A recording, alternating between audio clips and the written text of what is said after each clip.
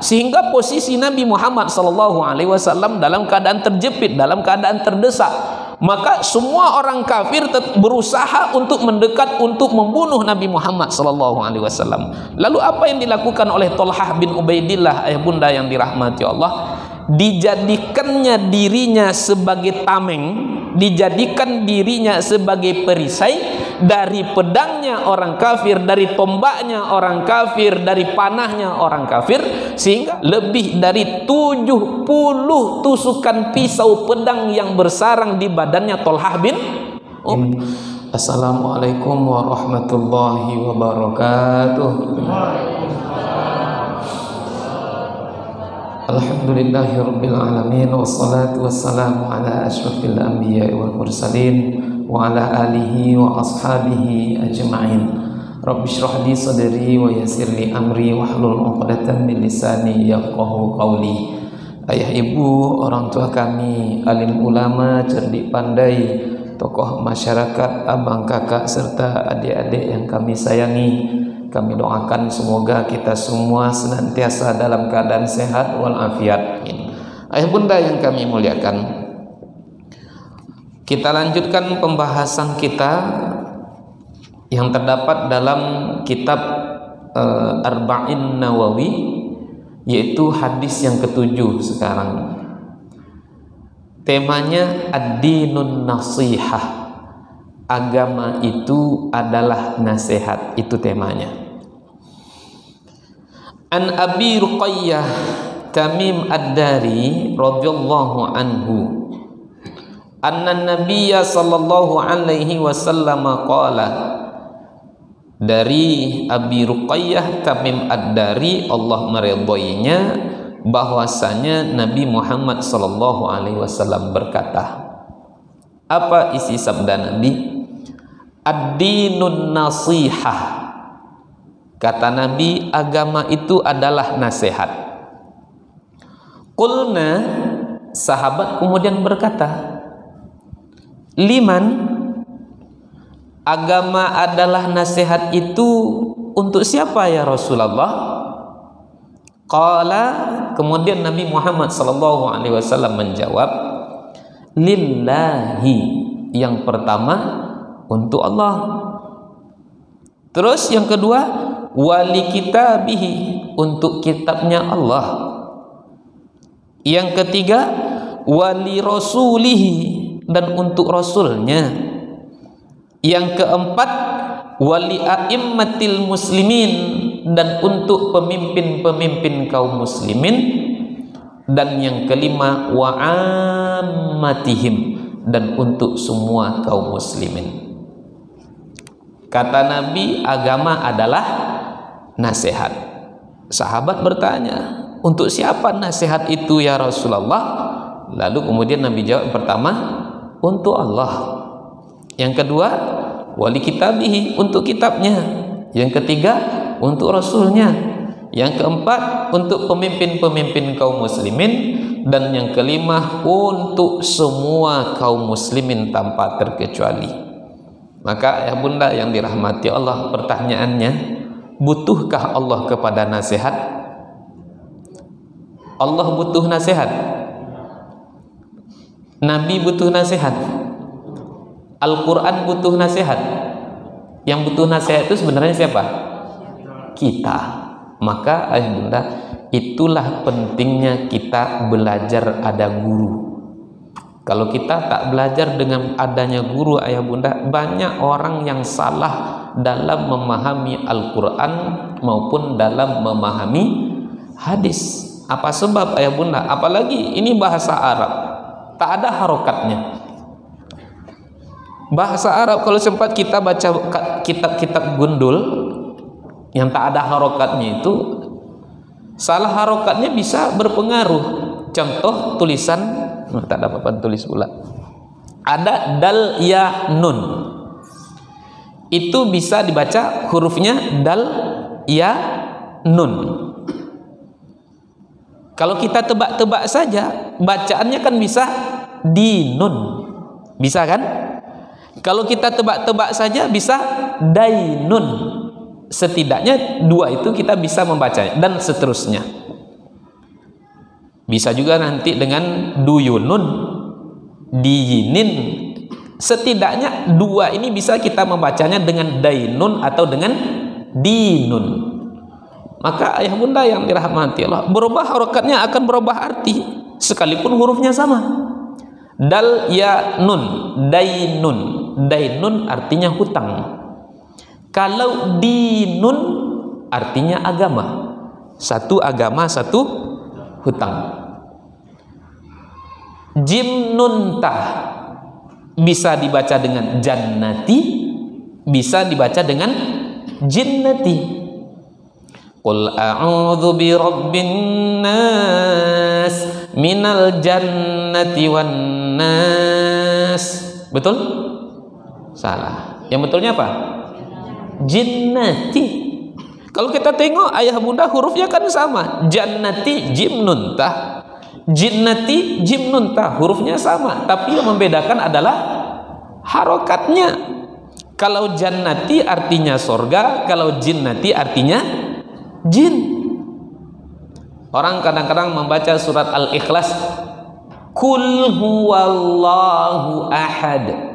Ada yang membacanya dengan Qul huwallahu ahad. Ada yang membaca dengan kaf, ada yang membaca dengan qaf. Sama artinya? Enggak.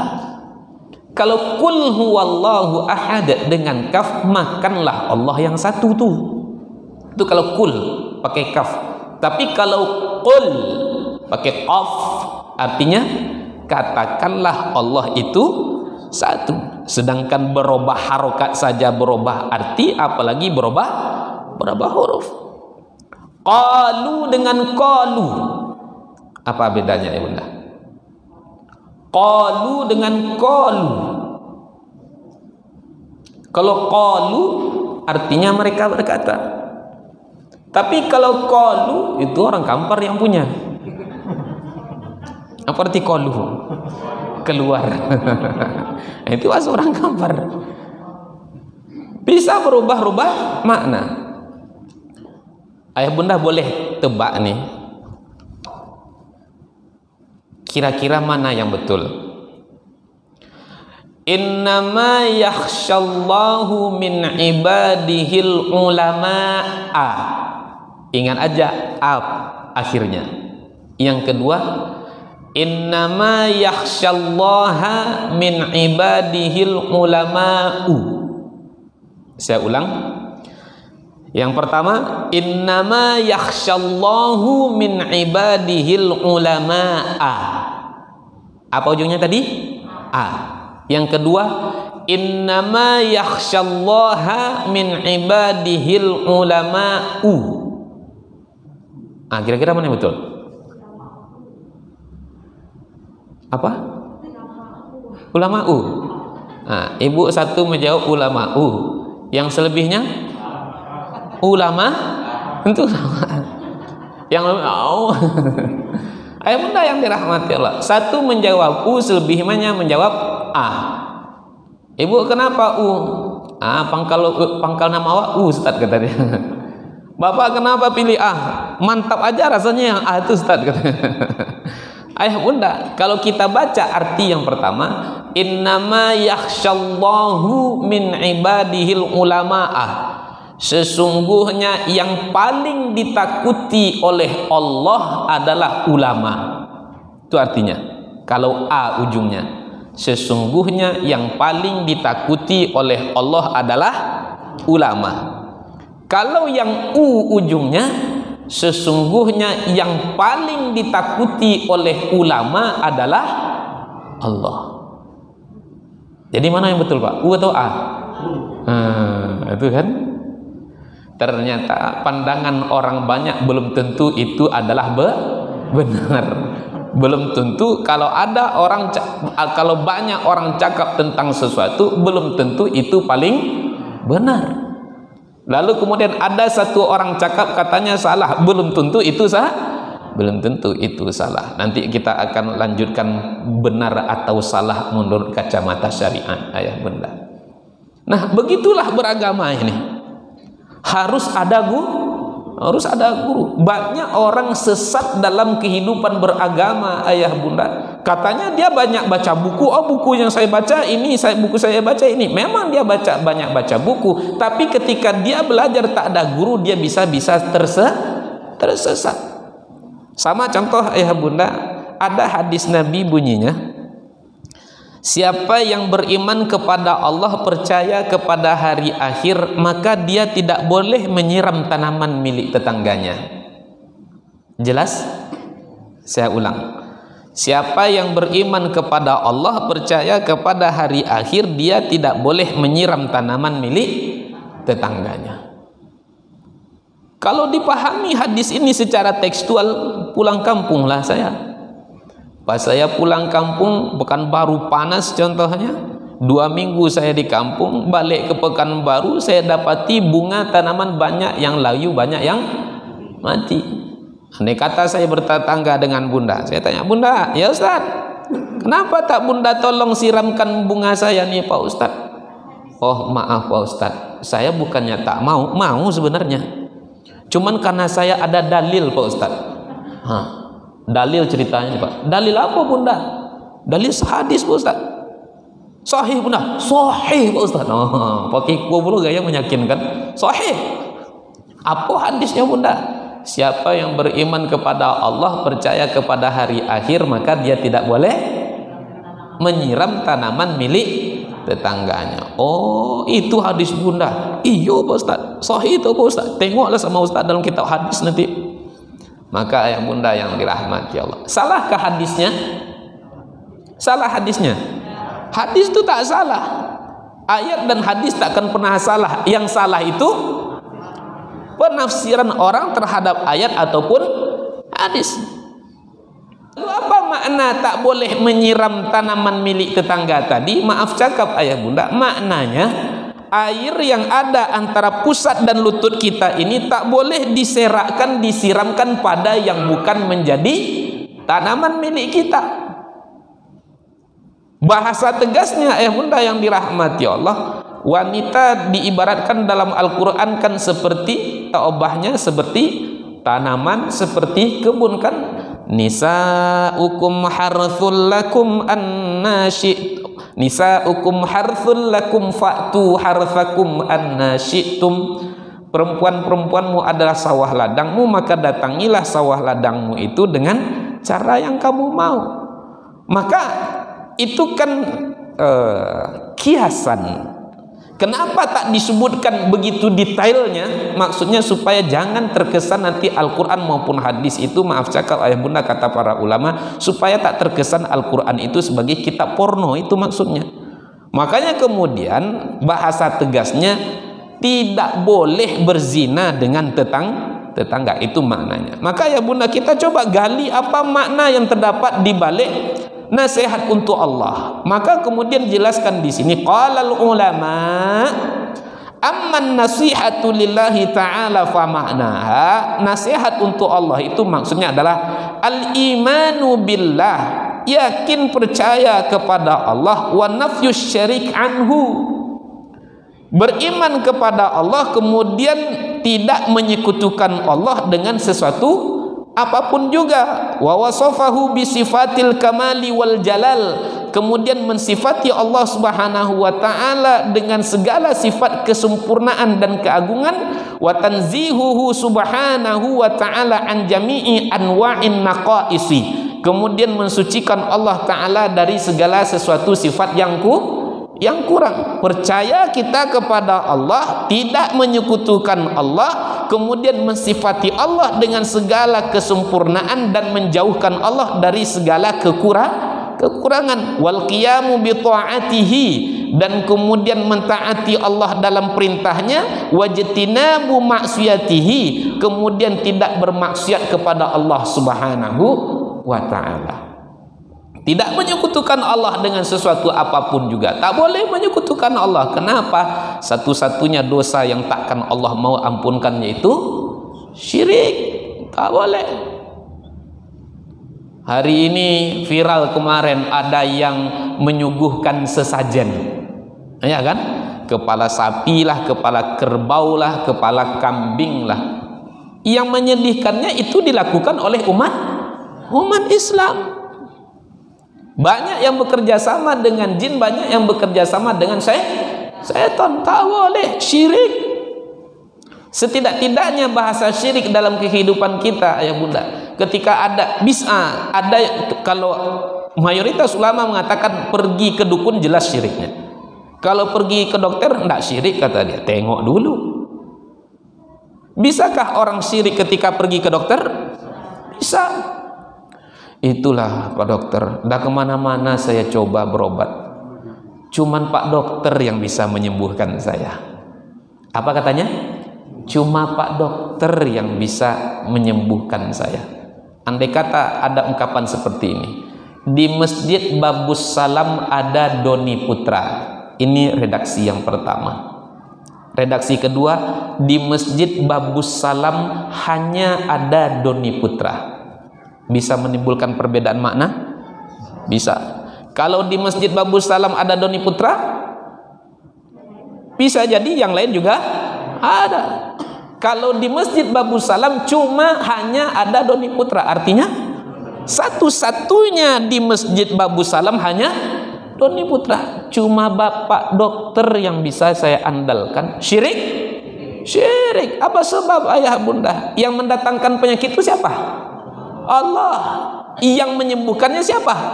Allah. Menyekutukan Allah. Dalam beramal bisa menyekutukan Allah? Bisa. Memang dia rajin sholat tahajud, tapi tahajudnya agar naik pangkat, naik jabatan. Memang rajin sholat duha, tapi dia sholat duha itu agar dagangannya semakin laris, semakin lancar.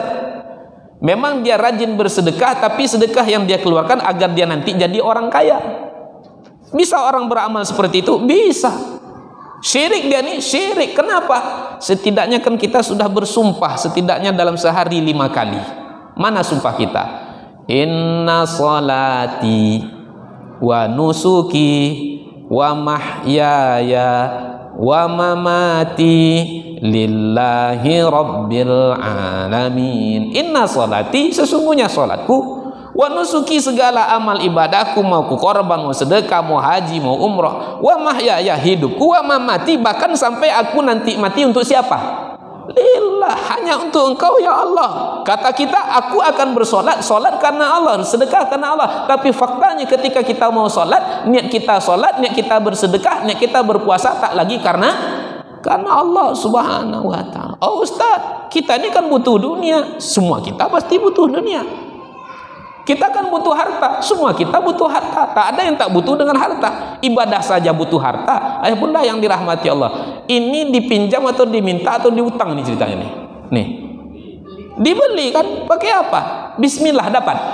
Pergi saya ke toko, saya baca Al-Fatihah 3 kali. Pak, saya baca Al-Fatihah 3 kali, bagi saya ini Pak, dapat. Kalau ke ibu-ibu insya Allah bisa. Ayah bunda, beribadah saja butuh harta. Semua kita butuh harta. Lalu babnya di mana? Nanti dalam bab doa. Antara azan dengan iqamah banyak-banyaklah berdoa. Di sepertiga malam banyak-banyaklah berdoa. Di waktu sujud banyak-banyaklah berdoa. Doa itu nanti diminta, dunia itu nanti kita minta dalam bab doa. Jadi ayah bunda, makna nasihatulillah itu maksudnya percaya kepada Allah, menjauhi kemusyrikan, mensifati Allah dengan segala kesempurnaan dan mensucikan Allah dari segala kekurangan. Kemudian amman nasihatul kitabillah, makna nasihat untuk kitabullah. Ini penjelasannya panjang ayah bunda, saya ambil yang poin-poin penting saja. Apa maknanya? Wa amman nasihatu li kitabillahi ta'ala fal imanu bi annahu kalamullah. Yang dimaksud dengan iman nasihat untuk kitabullah Al-Quran itu adalah iman percaya bi annahu, bahwa sesungguhnya kitabullah Al-Quran itu adalah kalamullah, adalah kalamullah yang diturunkan kepada Nabi Muhammad sallallahu alaihi wasallam. Kemudian summa ta'zimuhu wa tilawatuhu haqqa tilawatihi wa tahsinuha wal khusyu' indaha. kemudian mengagungkannya dan membacanya dengan sebaik-baiknya, dengan penuh kekhusyuan, dengan kerendahan hati, wa iqamatu hurufihi fit tilawah, dan kemudian menempatkan huruf-hurufnya di waktu membacanya.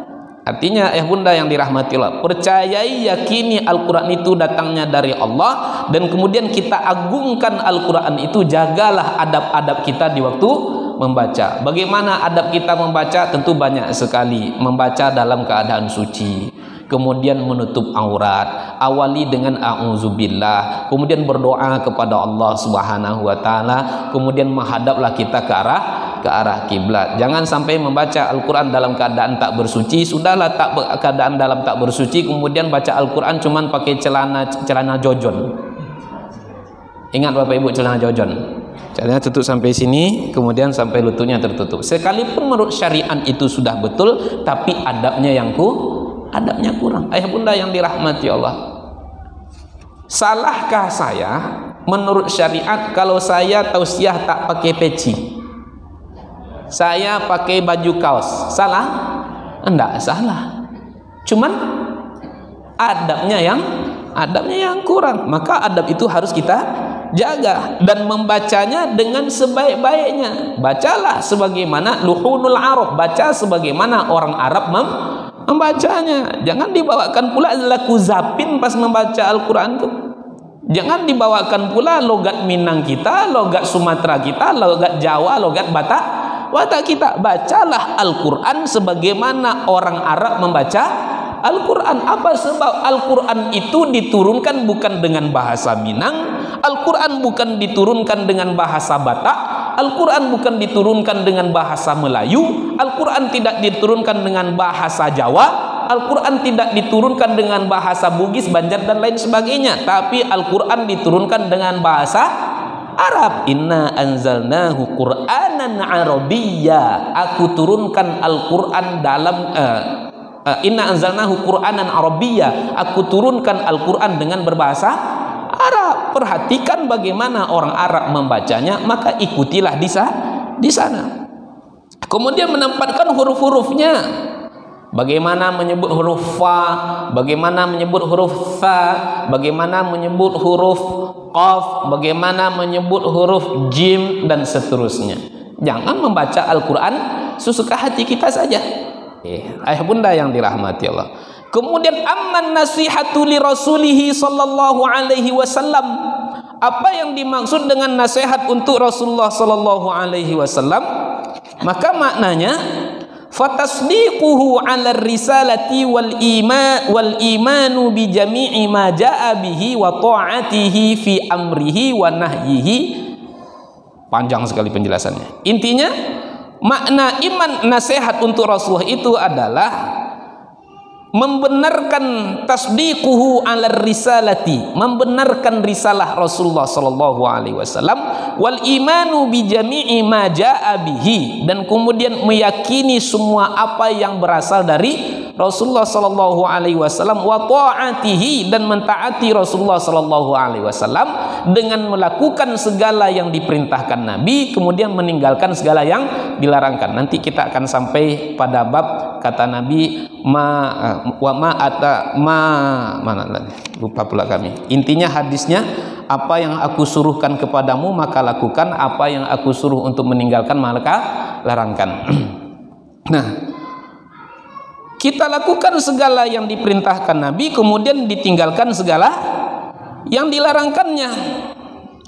Kemudian ayah bunda yang dirahmati Allah, wa nashru sunnatihi, sampai kemudian kita dianjurkan, disuruh untuk menyebarluaskan sunnah Nabi Muhammad sallallahu alaihi wasallam, dan kemudian wattafaqquhu fiha, kemudian memahami sunnah-sunnah Nabi Muhammad sallallahu alaihi wasallam, bahkan sampai pada kita membela Nabi Muhammad sallallahu alaihi wasallam baik dalam keadaan Nabi masih hidup ataupun Nabi dalam keadaan telah meninggal dunia. Membela Nabi dalam keadaan Nabi masih hidup ataupun Nabi telah meninggal dunia. Bagaimana cara membela Nabi dikala Nabi masih hidup? Di antaranya ayah bunda belajar kita kepada contohnya sahabat yang bernama Thalhah bin Ubaidillah. Thalhah bin Ubaidillah dia membela menjaga Nabi Muhammad sallallahu alaihi wasallam ketika terjadi perang Uhud, ayah bunda. Awalnya umat Islam kan memperoleh kemenangan di perang Uhud itu. Lalu kemudian karena ada satu pasukan yang ditugaskan oleh Nabi untuk menjaga bukit, yang diposkokan oleh Nabi berada di atas bukit, yang Nabi sudah perintahkan apapun kondisinya pasukan pemanah tak boleh turun dari bukit. Tapi karena sebagian sahabat melihat orang sudah lari tunggang langgang, sahabat memahami ini orang ini sudah kalah nih, makanya mereka lari. Maka sahabat kemudian berlari mengejar mereka, kemudian berusaha untuk mengumpulkan ghanimah, harta rampasan perang. Tapi kemudian ketika itu Khalid bin Walid dengan pasukan berkudanya cepat merubah kondisinya ketika itu, sehingga umat Islam singkatnya ketika itu dalam perang Uhud mengalami kekalahan, sehingga posisi Nabi Muhammad SAW dalam keadaan terjepit, dalam keadaan terdesak. Maka semua orang kafir berusaha untuk mendekat untuk membunuh Nabi Muhammad SAW. Lalu apa yang dilakukan oleh Thalhah bin Ubaidillah, ayah bunda yang dirahmati Allah? Dijadikannya dirinya sebagai tameng, dijadikan dirinya sebagai perisai dari pedangnya orang kafir, dari tombaknya orang kafir, dari panahnya orang kafir, sehingga dalam kisah itu kita baca, ayah bunda, lebih dari 70 tusukan pisau pedang yang bersarang di badannya Thalhah bin Ubaidillah. Ini cara sahabat membela menjaga Nabi Muhammad SAW. Nah, sekarang Nabi Muhammad SAW tak lagi bersama kita. Kemudian usaha-usaha orang untuk menyakiti Nabi akan selalu ada. Sunnah-sunnah Nabi diejek-ejeknya. Nampak orang jenggotnya panjang, kambing lewat. Nampak orang celananya di atas mata kaki, banjir ya Pak tadi. Nampak orang pakai cadar, ninja Hattori. Timbul fitnah yang luar biasa dahsyatnya, ayah bunda. Ciri-ciri radikal, ciri-ciri teroris. Ini kejinya fitnah terhadap sunnah Nabi. Ciri-ciri radikal, ciri-ciri teroris, panjang jenggotnya di atas mata kaki, celananya pakai cadar istrinya. Ini kan tuduhan keji sekali. Tengok ayah bunda yang dirahmati Allah. Yang membantai saudara kita kemarin di New Zealand, tengok di atas mata kaki celananya. Hari ini kebenaran itu dianggap kebatilan dan kebatilan dianggap sebagai kebenaran. Pantauan itu luar biasa. Kita disekat-sekat sekarang, payah kita untuk menyampaikan yang hak itu hak, yang batil itu batil. Ayah bunda yang dirahmati Allah, tuduhan-tuduhan keji terhadap umat Islam, tuduhan-tuduhan keji, dihinakan, diremehkan sunnah Nabi Muhammad SAW. Jadi konsekuensinya, siapa saja menghina sunnah Nabi, maka berarti dia telah menghina Nabi.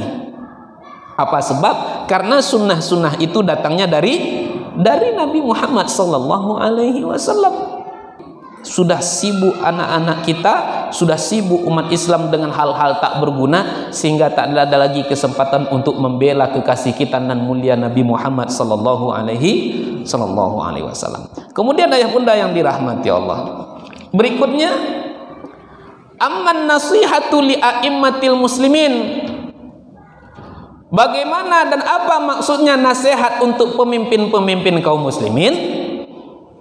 Maka dijelaskan di sini, amman nasihatu li a'immatil muslimin, adapun nasihat untuk pemimpin-pemimpin kaum muslimin, fa muawanatuhum 'alal haqqi, menolong mereka dalam menegakkan kebenaran, wa ta'atuhum fihi, dan menaati pemimpin dalam mewujudkan kebenaran. Kemudian ayah bunda yang dirahmati Allah, lebih jauhnya, saya tambah agak 3 menit boleh ayah bunda? Tak saya bacakan redaksi Arabnya, bahasa sayanya aja ayah bunda. Kemudian maknanya apa lagi? Mengingatkan pemimpin itu di saat dia lupa, dan kemudian menunjukkan dia di saat dia salah, dan kemudian tidak mentaatinya dalam kemaksiatan kepada Sang Pencipta. Kalau disuruh dia yang baik, lakukan.